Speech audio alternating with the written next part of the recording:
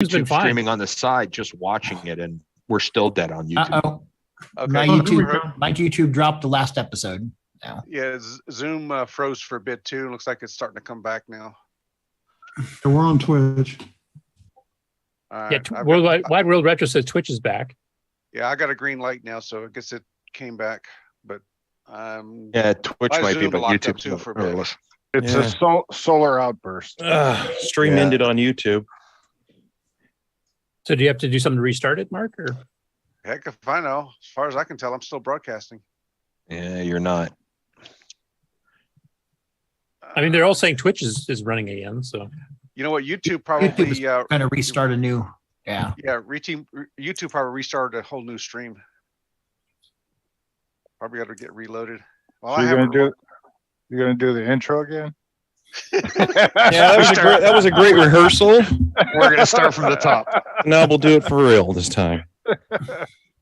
Texas Foosballer says it's resumed on its own for him. YouTube. Brian Walsh says YouTube is back after a reload. Stream is fine now from Ed Van Halen. YouTube is working for me. Yeah. Yep. Looks like that's exactly why everyone should play those numbers in the lottery tonight. Yeah. But we'll keep asking. Thank you for that, Frank. We'll get right on that. What was the hot topic that made the show devolve into a black hole? I think it was Commodore. At least that's some of the people. Yeah, it was. Yeah, sorry. That's my bad. It wasn't WeFax. Commodore. No. Everybody drink. Not this time. I don't know how much of it was caught, but before the stream went to crap for a bit there on YouTube, but we were talking about, is the retro community, Ron's question was the retro community, do you think it'd last for a while? And Frank was mentioning that definitely on the Commodore and the Amiga side that, things have been getting accelerated in a good, positive way. I have to say the same for the Coco community, because I mean, just 10 years ago, the Coco Fest was down to like 60 people showing up, and we've doubled that now. And like you said too, on the other platforms, there's more software and more hardware coming out now in the last few years than there has been the previous decade. So I think it's every retro computer is kind of getting that. I think COVID helped accelerate because a lot of people were bored sitting at home when they were forced to hang around. So what are you going to do? I've watched everything on Netflix now and Hulu. So a lot of people dug their old machines out and went, hey, this is kind of fun. And then they go and say, hey, there's a bunch of people doing this. And they kind of joined in, like our Facebook group. It had a lot more users in the last few years. I think social media helps quite a bit too, right? I mean, and there's interest. Like I get emails from people saying, oh, I want to buy a Commodore 64. I've never owned one. Do you know where I can get one? I've done nothing but use an emulator, which is fantastic to see. And new PCBs is fantastic because eventually some of those, the substrate will come apart and will just dissolve. It's going to happen eventually. That there's, new looks like the stream disappeared again. Yep. I'm seeing YouTube and Twitch. Twitch is rebuffering, and I haven't found the continued stream on YouTube yet.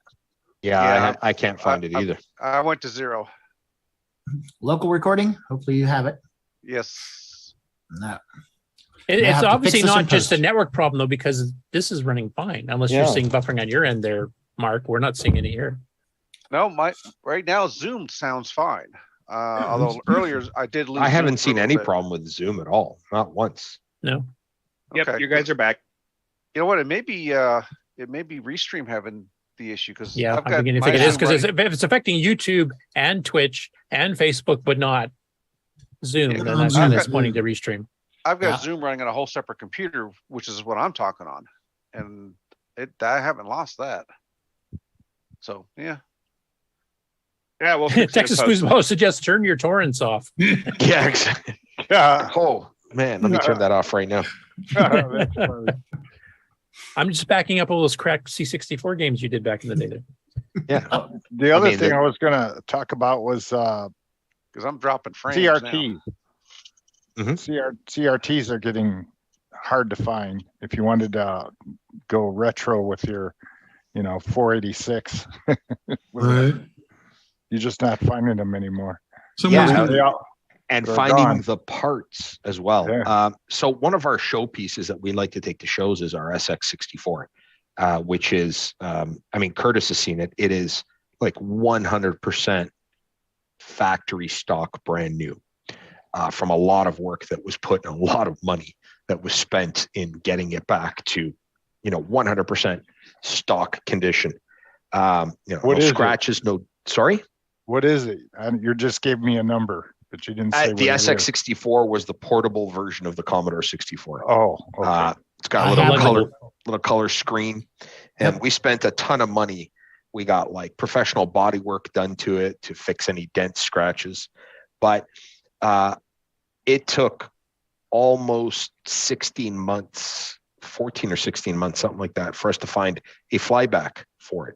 And we had that outfit, that kind of parts hunting outfit looking, and eventually they found one in like Hong Kong, because it also happened to be used for some security monitor that was made for that community. So the CRTs are, it's a terrible loss, but they're so much harder to repair and find parts for than, say, you know, a CoCo or a C64, where you could, you know, easily whip up a replacement chip, something simple. But and it's a shame, because I mean, I prefer looking at it. Like, I have 2 PVMs in the shop that we use for everything, because they're incredible. Yeah, I could probably use a OSSC or a retro tank and upscale to it. No, but I prefer having the actual CRT in front of me. Problem is once they die, no one is making parts for them. Like, nobody. Yeah. A lot of these Model 3s and 4s are having trouble, you know, getting the little 12-inch jobs for them. And then, you know, we have CM8s.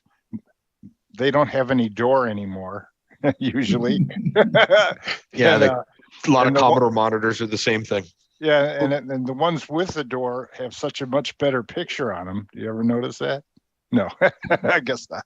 I'm thinking some bright person's going to have to invent an LCD that looks like a CRT, that's smooth properly and so forth, to emulate it a little bit, because, like you say, we're going to run out of them. Yeah, sooner not later. Did you I'm guys not sure you can ever get that gun look, right, where the guns are firing. Like, I don't think you'll ever be able to get it 100%. That's like trying to replace a Vectrex screen, right, with a LCD. It probably is not going to work the same. You have to have software to make it look like it. Do phosphor decay rates and all kinds of things. There's like, it's hard, and some of the stuff is just organic, right? Some of the patterns you end up getting. So, did you start to consider for that small screen to replace it with a LCD instead? So I have 2 of them, and one of them does have an LCD, but this was to be our showpiece that we brought to shows. So I wanted it to be 100% original, right? Like, it is. I mean, Curtis has seen it. It is like pristine, like no marks, no nothing. It is 100% pristine. And it took a while to achieve that, because I specifically trying to find that flyback. But when I did find it, I bought 3 of them, and I'm like, these other 2 are going in a safety deposit box, like, forever. Before we get too far away from it, Rocky Hill is looking for a flyback for his Apple Studio CRT. Yes. 6. Yeah. What size? Which one? Because they made like 3 sizes, I think. Well, Rocky, you're just gonna have to join the panel and ask them. Yeah, or you know what? Send me an email, because I don't mind asking our contacts to kind of see what they can find for people. Like, I have no problem doing that at all, because they're always looking for stuff for us, and they get paid based on whether they find it or not, right? You know what's really cool is to have somebody come on and say they've gotten this computer in its original box, and it's, you know, hardly ever been used, and they pull it out and it looks beautiful. And you know, for you have a bunch of computers that don't have a box and that don't look pretty. It's really neat to see one that's really nice. Sometimes you'll see that with model Tandy 1000s. You know, they're in the original. There's 3 boxes. You know, they look beautiful. Pedro says 17-inch he believes for that CRT flyback. Send me an email. I'll see if I can. Yeah, he says he will help you out. Yep. I mean, at the end of the day, it's just one big community, right? Mm-hmm. Yep. Yeah. I mean, some of these, except for the Atari ST fans. That's all. I mean, for the retro community, like, you know, CRT monitors and stuff, that's something that all of us have in common. I mean, some might be composite, some might be RGB or whatever, but some of that same technology that is disappearing. You can't get replacements. Affects all of us. So I mean, A whole bunch of band together. phosphors being shot. Yep, exactly. Band together. Well, even channel to find channel 3 and 4 on a modern monitor is getting bad, right? Yeah, I got a Sony VCR on top of one of my PVMs solely for like working on like Coco 2s or 2600s or whatever still requires RF output. Because it's like the only way I can get channel 2 or 3. And the only good thing is there's no broadcast on those anymore. So when you Correct. do use them, they're decent. Yeah. Yeah, there's less interference. Actually, you get a better picture now than you did back in the old days. Right. Oh, way better. Yeah, way better. I've got The, a CM8. Oh. No, go ahead. Sorry. I was just about to say I've got a CM8 monitor in pristine condition, but it's died. I think it's the coil on the yoke, that winding, as the wire is broken somewhere. Because I remember turning on the monitor once, looking inside, you can see a glow coming from the wiring, so it's arcing. So I've still got like it. The insulation material on it break down because the wire's something, coated, right? Yeah. And I assume they can't be fixed properly. Something like that probably could be fixed properly. I mean, we just have to be rewound. The other problem with them is people's like we do offer services to fix CRTs, but then people are like, holy mac, it's going to cost like $90 to ship it to you. Well, I think it's like 40 pounds, right? I mean, and ship it in one piece. And ship it in one piece, man. That's the trick. Like, so I think what Nick is saying there, Frank, is that the next time you're in Australia, look him up. And, the very drop next over. time. Yep, I'll buy you a next beer. time I'm in your neighborhood. Like our the standard form we send people who are sending equipment in literally says, when you think you've used enough bubble wrap, use more. Right. A lot more. Like a lot more. Bubble wrap doesn't weigh much. Who cares? Shipping is all based on weight, not the size, unless you're like some abnormal, like 5 foot by 5 foot box. Everything's just based. Like if you're shipping a PDP 11 or something, you might have Actually, well, I think I've pretty well given up trying to fix the CM8, so I've still got it because I don't want to throw it out. And I figure one day when I get creative, I'll rip out the tube and all the electronics, and I'll find an LCD monitor to put in the case, and find a RGB to VGA adapter for the CoCo. So is it like, I'm not familiar with the internals of the CM8, but I'm pretty sure you can remove the neck from the tube, can't you? Remove the neck, yes. The U part you said, which relates to me, no. No, because if you could remove just the yoke where the winding is done, then you could just send us the yoke and we can help you out with that. Oh, okay. Because I've got a CM8. I mean, I could just pull the yoke out and switch them and figure out how long a winding it needs to be. And this is no yoke. Yeah, and this is no yoke. Brian Weasler in the chat is mentioning, he says, Nick, the glow is from the filaments from the red, green, and blue guns. It could be the flyback because you don't have high voltage. No, the glow, I know is in the guns. This glow is on the wires itself. Yeah, so they're coated. Sometimes if the coating breaks down, it's going to arc. Coating's broken down and it's arcing. Yeah. And then Pedro said it's cheaper to fly Frank out to you than to ship the CRT. So maybe that's just pay for his plane ticket. Well, I might try rip the yoke out because I figure if I'm going to destroy it anyway by putting a LCD monitor in there, I'll try that first. If I can remove the yoke, then I'll send it to you. Yeah. Some of the other Tandy monitors are similar. Like if you were to find a CM5. Yeah, that's true. Yeah. With a bad flyback, the yoke would still work, right? Yeah, that's true. And those are probably more common than CM8s and easier to find. So. Yeah. Aren't the windings on Australian monitors the other way around though? It's kind of like water down the drain, it goes the other way. They're upside down. Aren't they wrapped counterclockwise versus clockwise here in North America? That's all right. I'll just put the monitor I know. upside down. I Welcome know that to the IBM PS2 monitors were wrapped differently for the Southern Hemisphere. this is stupid talk with Ron and Yeah. Frank and Curtis. Yeah. Any other Did you comments anything else there? from us? Yeah. Yeah. Any other questions or comments from the panel and also from the chat? We'll give you probably wrap this up here pretty quick. So Frank can get back to having a life. What's the monitor behind your head, Curtis? We talked about that before. It's a Magnavox 8515. Is it broken? But it is hanging off the edge of the shelf. That's right. Not It's a barely, 1084 in a different barely. case for those. It's pretty solidly on there. It makes me nervous.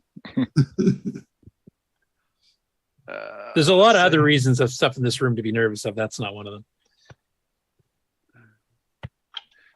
Okay. Well, All right. Well, this is fantastic. This is fun. Yeah, it was. And thanks for allowing yourself to be embarrassed with old clips and photos of you back in the early 2000s there. I'm too old to care anymore. And I did really Maybe. like the story about security dragging you off because of your USB charger. Yeah. I don't recommend anyone go through that ever. And especially like when Leo was asking you, well, did you get strip search? And you said no comment. That was I didn't get strip search, but I did think that like there was a point in time where I was like, oh, great. I'm going to Gitmo. I'm never going to see my family again. Like, that's it. I'm done for. But, and the whole, the airlines could sue you thing scared the crap out of me for a bit. Declared you. And the We airline, freaked out, so you got to pay. Do you know if Leo ever had a Coco or? he had one for a while that I took down to him. It was actually on display at the Twit studio.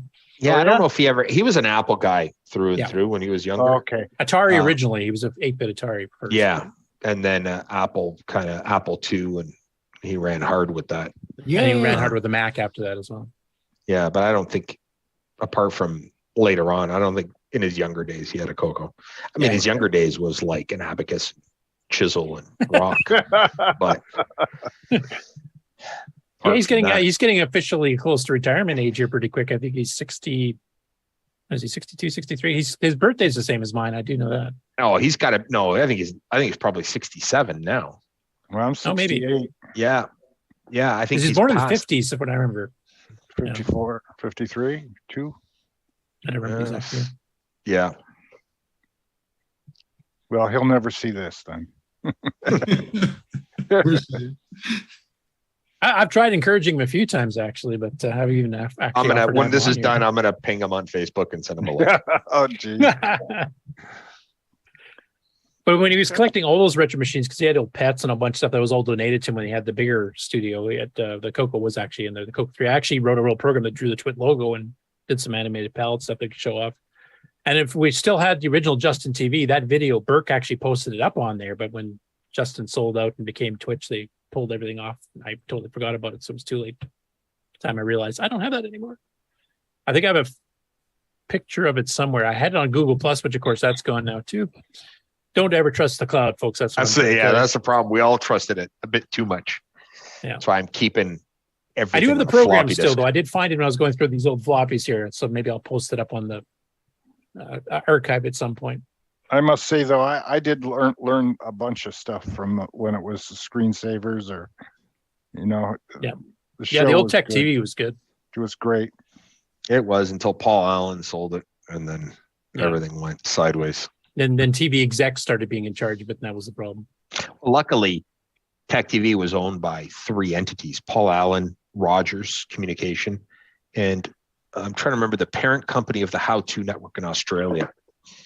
I think it was Murdoch, to be honest with you, who owned the How the Rupert To. Murdoch company. Yeah, that owned How To, or one of his subsidiaries. But when they decided to kind of tank Tech TV and rebrand it solely G4, Rogers and the How To said, no, screw that. We're keeping it Tech TV. So Tech TV ran a lot longer in Canada and Australia than it did in the US, many years, until it finally caved in. And I don't even know if G4, like I haven't had cable in a decade, so I'm not even sure if G4 is still around.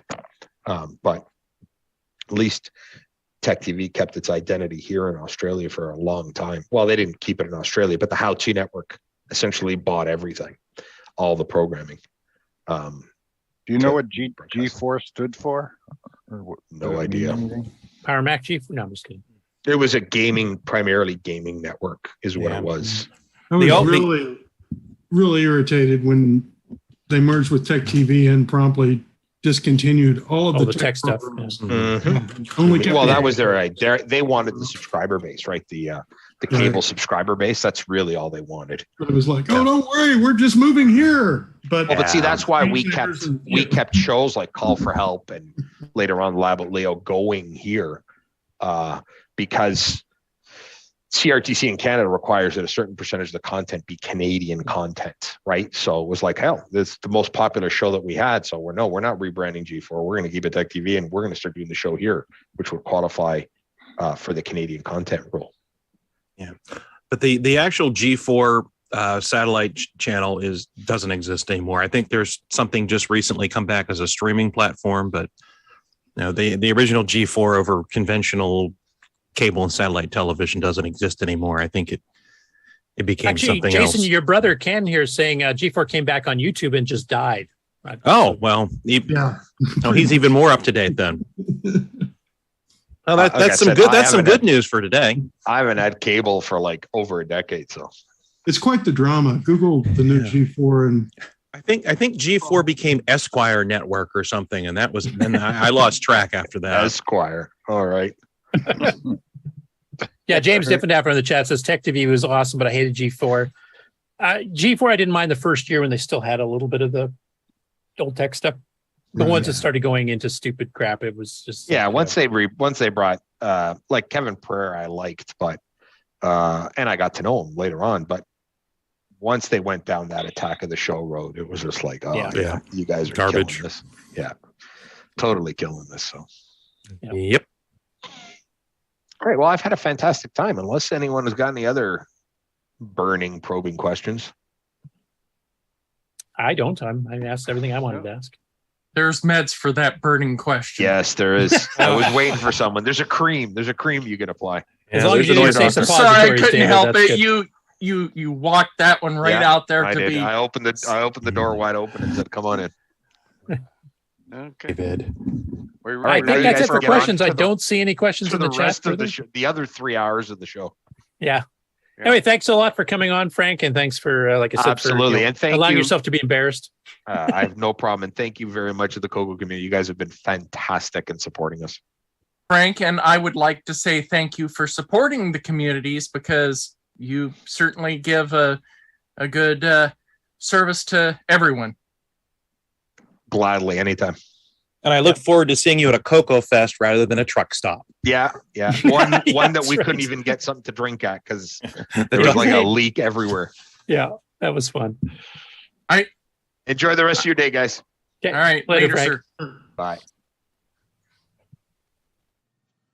You are watching CoCoTALK, the world's leading weekly video podcast, featuring a Tandy Color computer. We spread the love to the past, present, and future for all models, including the original color computer, the Coco 3, and the world-renowned exclusive French-Canadian Coco 2. The Radio Shack. CoCoTALK would like to thank the patrons who sponsor our program, so our heartfelt gratitude goes out to Alan Huffman, Alan Murphy, Blair Ledoux, Boat and Aaron, Brendan Donahue, Brian Weasler, Brian Walsh, Karen Anscombe, D. Bruce Moore, Daddy Burrito, Daniel Williams, Diego, Eric Canales, Glenn Hewlett, Graham Vebke, Grant B., Grant Leedy, Henry Strickland, Jason Downs, J Style, Ken Reichert, Malfunct, Melly, Michael Pitsley, Mike Rayburn, OG Hugo, Paul Fiscarelli, Paul Shoemaker, Paul Thayer, Retro Tech Time, Rick Hewlin, Rob Inman, Rocky Hill, Stephen Wagner, Steve Batson, Steve Rasmussen, Terry Steen, Terry Steggy, The Backyard Shed Gang, Tim Thayer, Tom C., Tom Gunderson, Tom Heron, Tom S., Tony C., and William Athing. Thank you ever so much, patrons. It's It's time for everyone's favorite segment, Who's New to Discord This Week? Atomic Dragon says, "Hi, my name is Michael Sashini. I have a Coco 1 and 2, and love to collect retro systems and play retro games. I have a number of systems, Sega Genesis, Commodore 64, TI 99-4A, ColecoVision, Nintendo 64, Wii, PlayStation 4 and every Xbox system. Soon, I hope to find a Coco 3 I can afford to purchase to add to my collection. Please accept me into your server." Schema says, "Well, my real name is Leif, big retro computing fan, focused on Commodores but have a Coco 1 as well that I occasionally dabble with." Proton says, "Hi, I'm Kevin and I'm new to the Coco Pi, and am wanting to learn from all of you in this great community. For me it's a hobby and admit to being a novice. Thanks everyone." The previous bios were edited for time, thanks to Grand Old Ian, Boys in Tech, Paul Fiscarelli, Paul Shoemaker, Nightbeard, Glenside Computer Club and the CoCoTALK patrons for boosting the server. Please consider joining Discord and visiting the welcome section to read these bios in full and see what the community has to offer. Just go to discord.cocotalk.live. See y'all on Discord! It's now Septandy, and the hottest game this video is talking about is Robot Nightmare. Robot Nightmare. What new accolades are being shown upon Robot Nightmare? Robot Nightmare.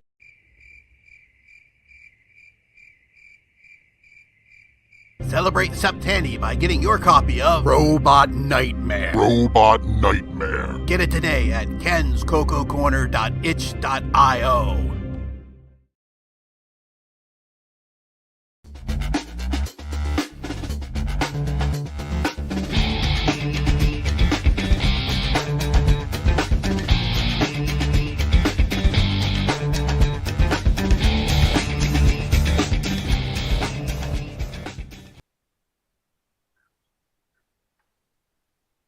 Greetings, everyone. Welcome to the Game On Challenge. And let's see here. And share.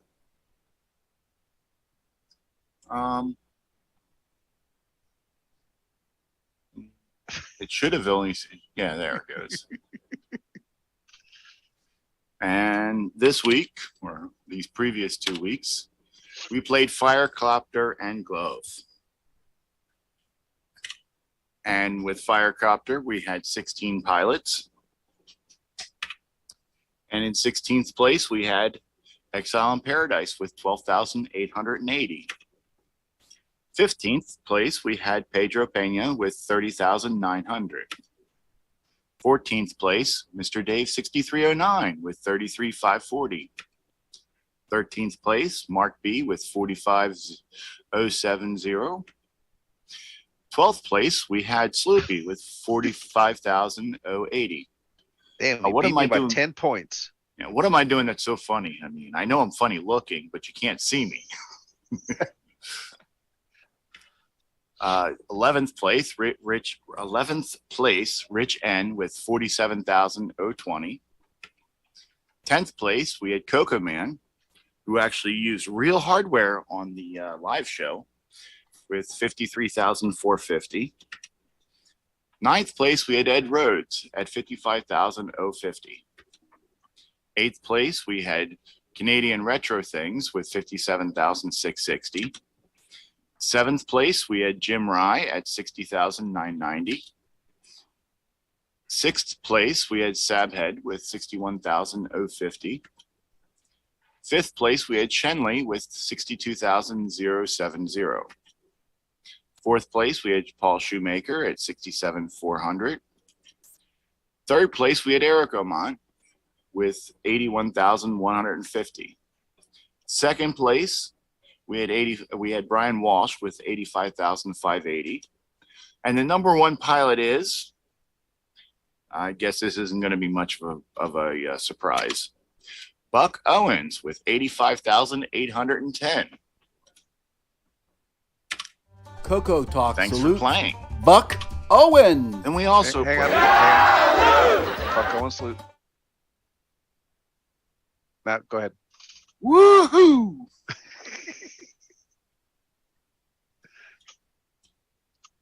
Then we also played Glove. or G-Love. Glove sounds better. Glove. We had 6 people who threw down the gauntlet. You like what I did there? In 6th place, we had Ed Rhodes with 10,442. In 5th place, we had Shenley with 16,700. 4th place, we had Sloopy with 18,540. 3rd place, Canadian Retro Things with 25,300. 2nd place, we had AJ of the Sibling Rivalry Show, and she scored 25,860. And the number 1 spelunker was Sabhead with 28,480. There is one missing, I do believe, but I could be wrong. Thank you for everyone who played, and game on. Yay! I think Tim Linder was in there too, wasn't he? Yes, that's what I was saying. I know I forgot someone. Maybe my subconscious mind was getting back at him for all the cheating he's done. But no, let me see here. I think you were just distraught that Ken beat you on this one. Oh, Yeah. Tim Lindner was first place on glove with 34,421. You don't have no bait traps down here, right? Nope. I was making sure you didn't get into one. No. The only place that we don't have upstairs. Sorry, give me 1 second. He needs a hot dog. There you two of them for the drinking water night. Family emergency. Dun, dun, dun.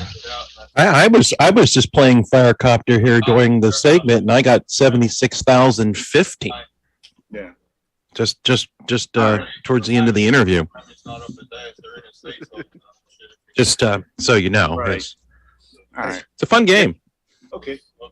Pictures or it didn't happen? Good, because you may have had something. Yeah, that's my problem. I never could figure out. Oh, how I could get you a picture. I have it. I was thinking. I opened the front door and he ran right out there and friggin'. Well, that's good. So, all right. Sorry. Yeah, when I left, we had a whole bunch of people here. We were discussing what to do about my poor dog. He's a chocolate lab, 8 years old, and he was not eating anything. He was constantly horking. So, but yeah, he just had, when I went up there, I made him a hot dog and he chowed down on that. And he seems to be doing better. So he's going to my other son's house for a few days so he doesn't have to deal with the other dog here. But sorry about that sideline. All right. Let's see here. Where was I? We were talking about these games. That don't have any hot dogs in them. No. Sorry. I've had him for 8 years since he was a pup, and he's quite on my mind. I understand. So, yeah. It seems that Firecopter was much more popular than Glove. And let's see here. There is. And yeah, I'm not Ken, so I'm not well prepared for this kind of thing. Where is my thing? There's my thing. And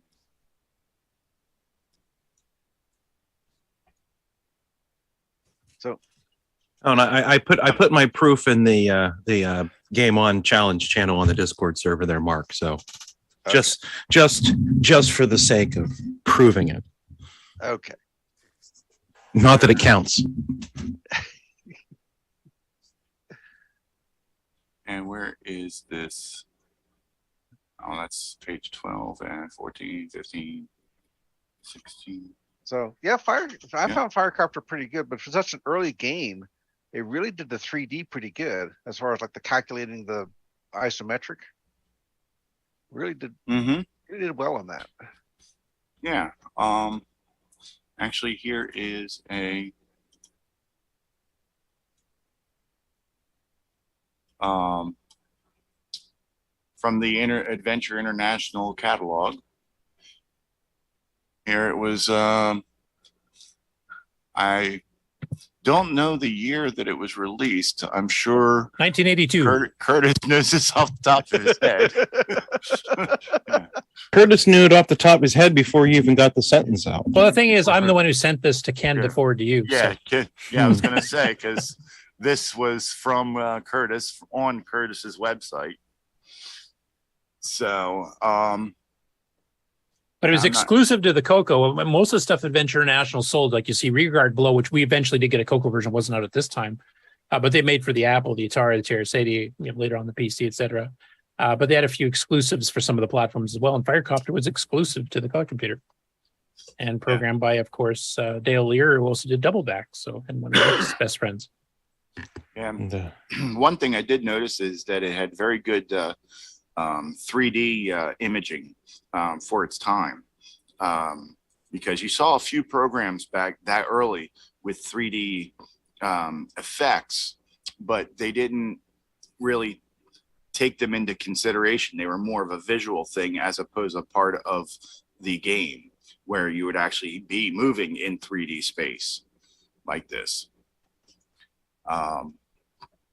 There was like the space shooters, like the like Star Raiders and such, where they implied 3D by making things smaller and larger, but the wireframe 3D was not as common. And I thought that was a very interesting effect, and it was well implemented in Firecopter. So, anyone else have any? One thing I'd say about Firecopter, that is a game that would have really liked being run later on when the Coco 3 came out, where we supported 2-button joysticks, because it is a little bit awkward, holding down the hose, holding down the button to get your hose to spray the water, but you have to do that really quick click to do the laser fire if you want to take out one of the guards or one of the firebugs, which sometimes doesn't work when you're in the heat of the moment type thing, which having a second button would have really helped. I'm surprised there's not a L. Curtis Boyle patch for that. It didn't involve a 609, so it didn't bother. Ah. And I'm not going to be participating too much here because I'm busy trying to load all the news stories up now that I've finished the interview and had all those heavy media files loaded up. So please keep talking. So the other game that we had was Glove, which seems to be a Gauntlet type clone, released in 2006, and it seemed to be pretty good. Yeah, it's cross-platform. It auto-detects if you have 32K or 64K, because it buffers more stuff if you have 64. It auto-detects if you're on a Dragon 32 or 64, and adjusts the keyboard reading for that as well. So, and if you guys remember the 3D Death Chase we played not too long ago, it's actually by the same author, James McKay. Nice.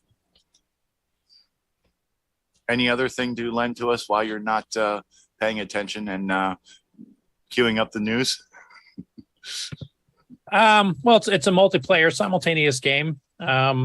It's actually a little bit closer to the arcade, I think, honestly, than Gauntlet is. Not as close as Gauntlet 2 was by Diecom, but they tried to keep it really close to the original in a lower res, obviously. But I also did like the fact that they changed the color sets. So when you're on different levels, you get your white background, sometimes you get the green, etc. Right. So it kind of varies it up a little bit instead of just the same boring 4 colors, especially if you pick that pastel one to begin it. And the fact it's a fat binary and works on the Dragon and the Coco properly without any patches or load an alternative version was quite nice. Yeah. There's also a comment from that guy that makes the 10 same games over and over again. And he says, is there an easy version called Kid Gloves? So, all right. I'm going to stop floundering here, and we're going to announce the game for next week. And speaking of games that are done multiple times, I actually was given the task of consorting with the Game On High Council to choose the game, and I decided to turn around and find a person who plays with us on occasion and ask them to choose a game, and they have chosen one. And the game they have chosen is Galactic Attack, as some of us may be familiar with, which is we've played several similar type games, but not this one. Like Demon Attack, Galax Attack, and such. So hopefully the High Council will not shoot me for picking another shoot up the screen type game. And 4K it works on. Yep. Yeah, on cartridge. It'll take 16K if you're loading up disc or tape. Right. Yeah, I'm more of a Coco 1 type game person, so I prefer the earlier stuff. So get your joysticks ready and get loaded up, and then join us on Friday when we play on the stream. And that is going to be the end of my floundering of the game. I will add one thing. I will add one thing about Galactic Attack, just for people who are aware. It is designed for analog joysticks, because when you move your joystick, you're not just moving left, right, or center. You're moving to the relative position of the joystick on the x-axis. So if you move the joystick 3/4 of the way, your ship will move till it's 3/4 of the way across the screen. Oof. So it's not one that is friendly for digital joysticks. So I just want to make sure people are aware of that. Well, then people will know by that fact alone that I didn't choose the game. Whip out the trackball for this one. Yeah. So it's a Black Beauty game. Yep. Or a deluxe with deluxe. The centering, auto centering shut off. Or the Wyco. Well, I hand it back to you, Mark. And if you need a analog joystick, Computer Connect has some. Actually, we don't. Oh, are you sold out? You're out? We're between runs. The ones I have left are all the product children that are going to require a little more work. So they aren't centered properly from the factory and can't be made centered. So I have to unmelt the melted plastic, but there's more. But you failed me for the last time, Rick. Yes, I failed again. Do you have an estimated time on when those will be available, Rick? No, they'll be trickling out as I have time. I'm starting to get into the Ed Snyder situation of, I need to make these and I need to make that. I need to update the site and I need to write a new blog post and I need to. Well, time to make the donuts. 2023 is 3 months away or so, isn't it? Donuts. He's got These mail. donuts are all network ports, but still donuts. All right. Do we need another commercial break for you to catch up, or? Well, I thought we didn't have too long of a thing here. So does anybody have any project updates or acquisitions while I finish loading all the pages up? Sure, I can throw some things out that will update. Take it away, Rick. Okay, I'll give it a shot. Let me change to, first I will show a proper OS 9 boot. Thank God, finally. From this morning. With no drive wire? Well, no drive wire yet, but you'll notice we don't need no stinking clock. There we go. I'm getting it off the network. Nice. All right. Now I've got the panel off your face, so go ahead. So it's got a real-time clock. Over the network. Right. We'll just ask somebody. We don't need to know ourselves. And then the Nick Barentes project update. We are working on the four voice ORC 90. Which we're calling the ORC 180. I was going to say I have everything but these few parts, but then Genco stopped by just before the show and gave me all of these parts. Oh, so I can finish it now. So, see? And then unfortunately, I did get this.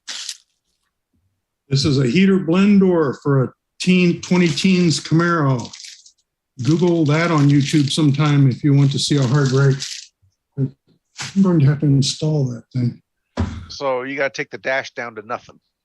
Well, no, you have to take out the seat, crawl under the dash, remove the BCM, cut a hole in the side. Otherwise, it's a $3,000 job because you got to take out the windshield and the dash. And so, show us. What? Sorry. What is Show it? us the ORC board again. I missed it just a second ago. Oh, sure. I just woke up. Let me see. Okay. We haven't started the news. Here's the state of the prototype at this point. And the Right. few parts that are missing just came in from Jamco, which is my supplier of third resort. I finished the GAL program, so I think I'll be able to test this pretty soon. So this isn't the version that you showed me that doesn't have the ROM. Oh, here's the thing we're prototyping towards, which fits in the game pack. Right, yeah. But that first one, it's got room for a ROM. I can check the audio. I'm not sure about my balancing because you have to balance 4 channels into 2 channels and the 2 channels into 1 channel so that all your various outputs all are the same. You can't have all 4 voices just blast into a CM8 speaker. That thing would go poof and smoke would come out. So you've got to Ooh. Cone's coming out. You'd be able to do one explosion once with, Right, it'd be with a really lot of awesome. realism. Hold my It'd be the beer. best sounding explosion sound effect ever done by a sound chip, but and then you would need a new speaker for your CM8. So anyway, that's where I've been headed and where I'm going. Oh yeah, and I also have where's my face? My face back on. I've also made all these network cards. So if you need a clock, I have a very expensive clock with better software in the wings.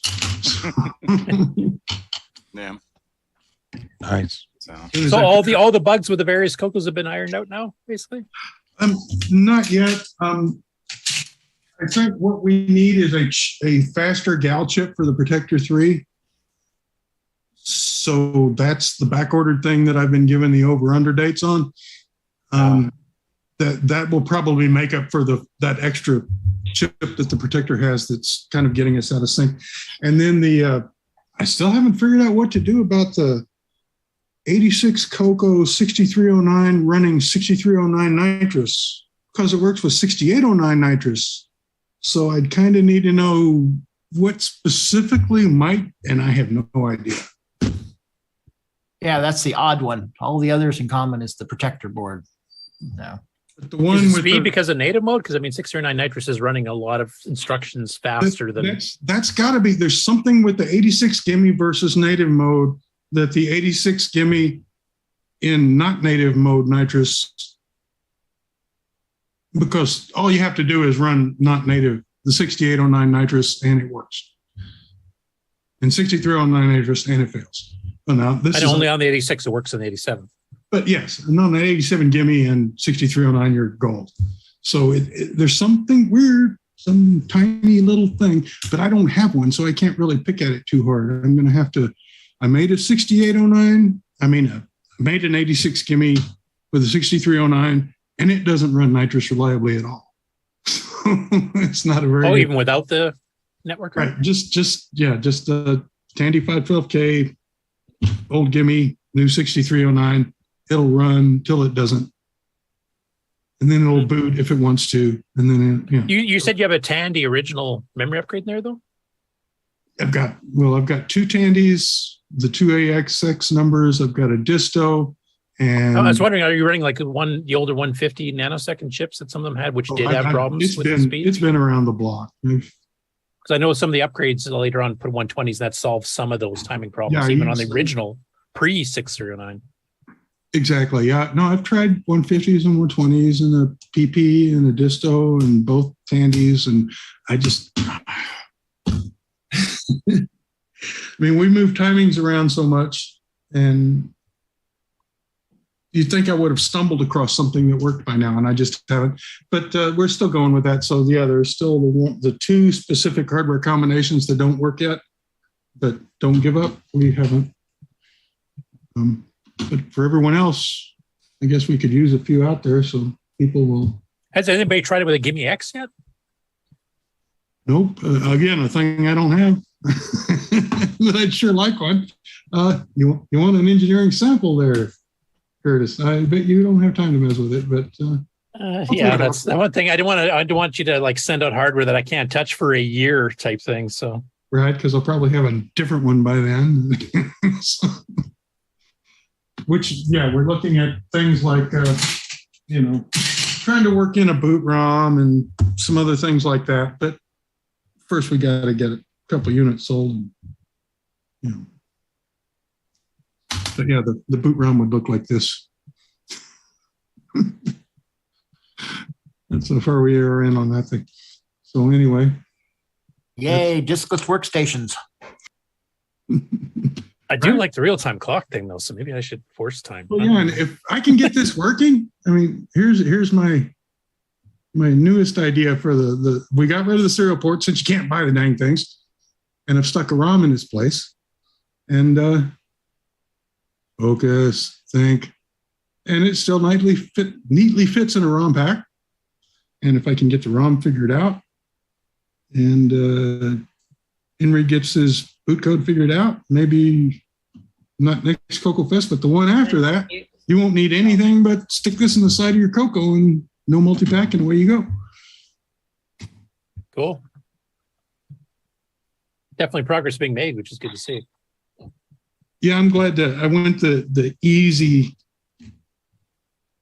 route rather than the most complete route, because we might actually get some code done in my lifetime. Like I say, I'm old.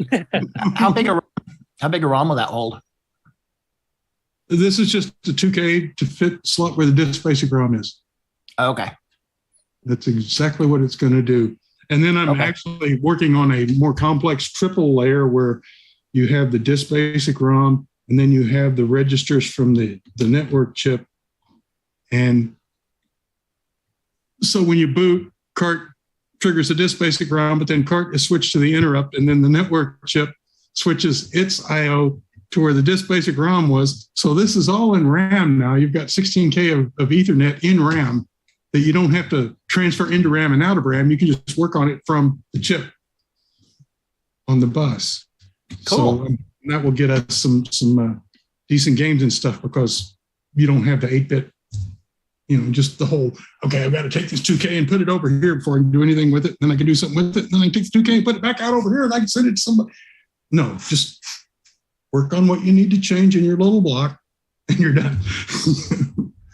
So anyway, that's my big plans. We'll see how far it goes. We can finally get that cross-platform network racing game that Mark likes on the app. Right. That's interesting. I saw the 2017. I saw the 2017 CoCoTALK, or one in like July of 2017, and Mark was mentioning wanting to put games on the network for Coco. So let's get to going. I've been planning this for a long time. I actually following the chat here, so I was kind of a little bit out of the loop for part of this because I was busy loading up tabs here. But there was some talk about Coco and cars, and there is a Toyota project that Boise had published. Unfortunately, his page is down. I did find I have a printout of it, so I'm gonna have to scan that and put it up in the archive too. But he actually installed a Coco 2 with a ROM bootable OS 9 in his truck, and it would monitor some of the stuff from the truck sensors and things. Does anyone have that software? I would sure like to see ROM boot OS 9.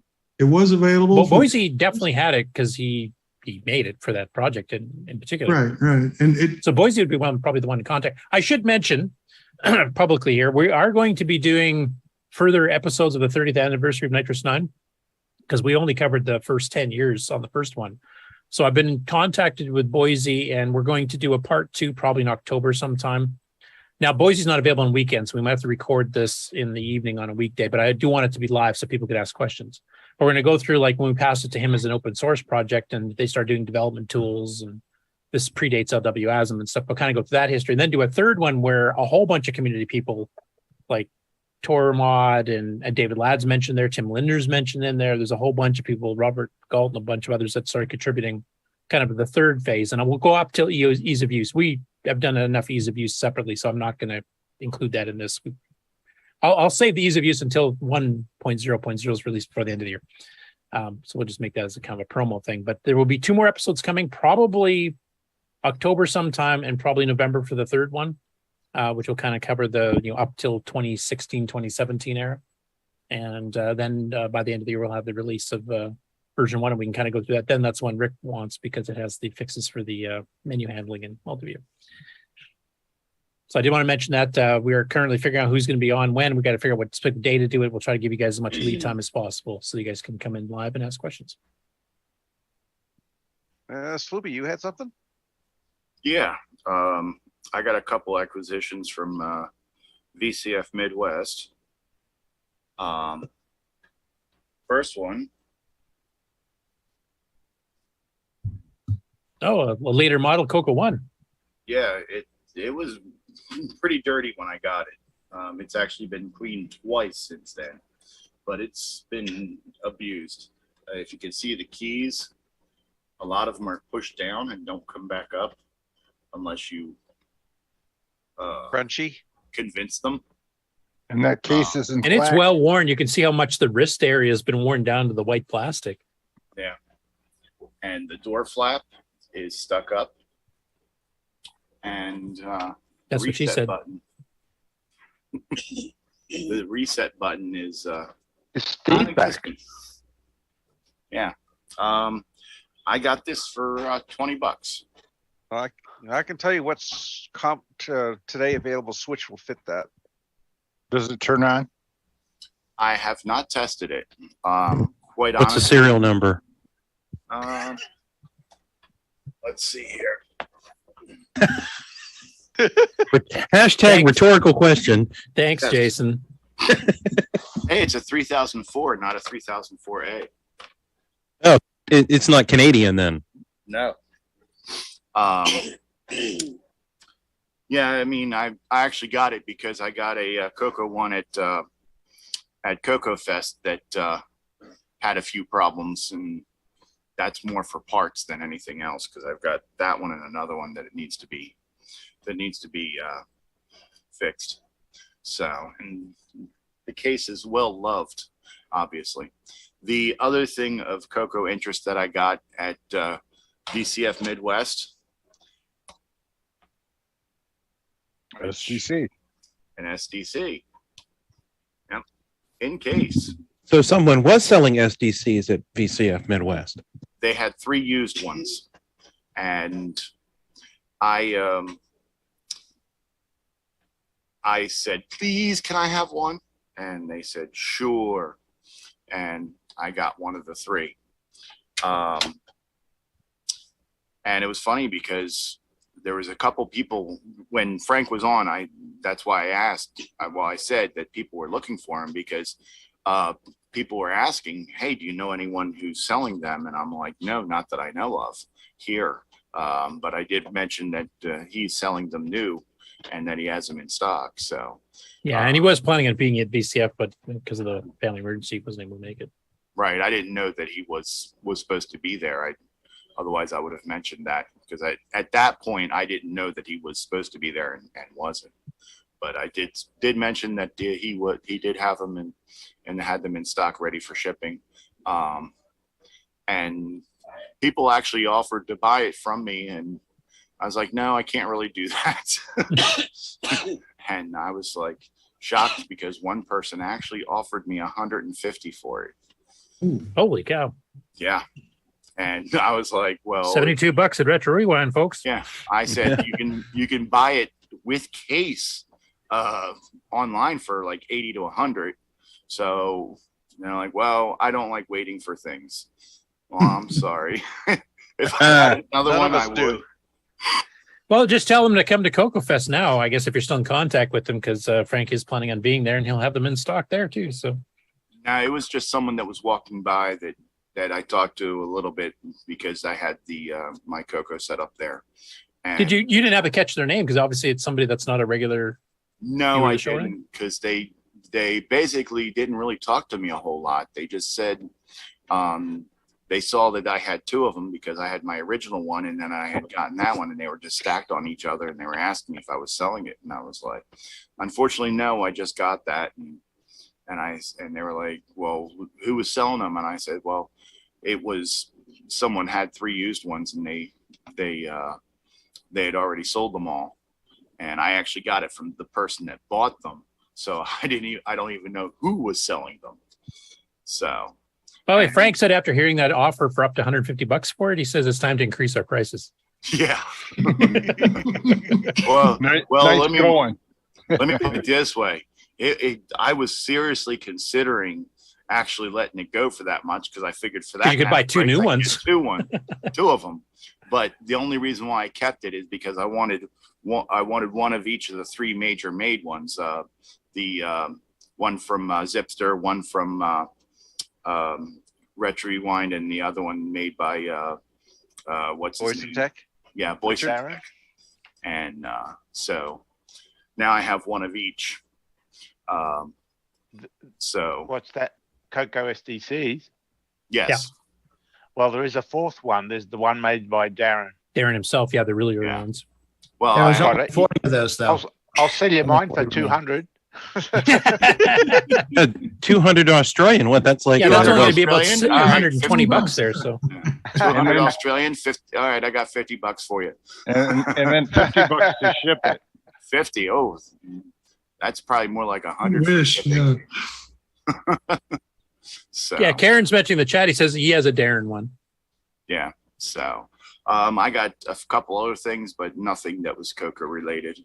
So, and unfortunately, most of the stuff is still in my van because I haven't brought it in. And I mean, literally, I just went while Rick was talking about the network card. I actually went out to the car to grab the Coco one so that I could show you. But yeah, I did get a few other things, but not much. I only spent like $100. Yeah, that was it. $100. That's what you tell your better half all the time, right? Yep. No, she's not here. Now, speaking of follow-up on VCF Midwest here, since it was a very successful show from the looks of it, and we had quite a few Coco people represented, I was going to ask Jason, since you're I think the only one else in the panel that was actually there. How was it for you? Like, did you get a lot of interest at the Coco booth? Did you sell a lot of product, or? I got a lot of interest. I talked to a lot of people.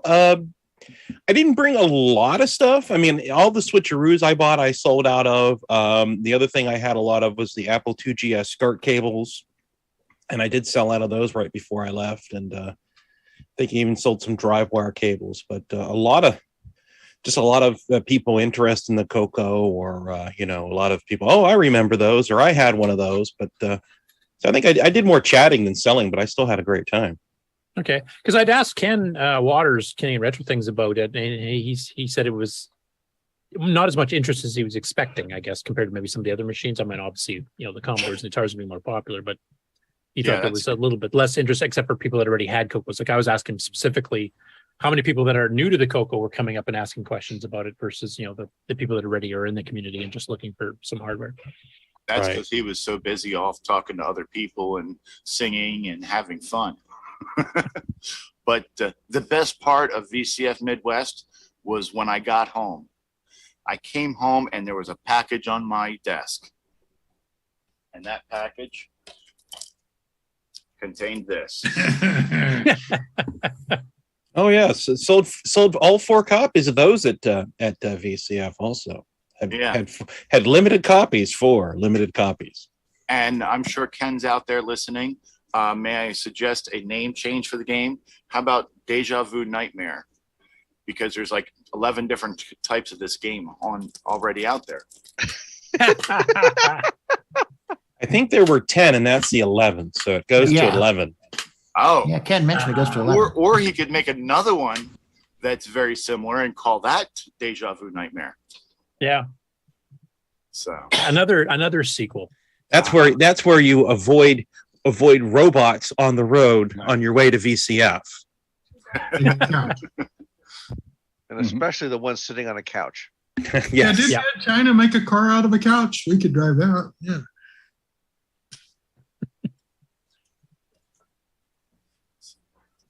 Well, thanks for that, Sleepy, and thanks, Jason, for the report. It sounds like you actually did fairly well. If you sold out, it sounds like you sold out of several of the things you brought. Several things, but there was kind of a whole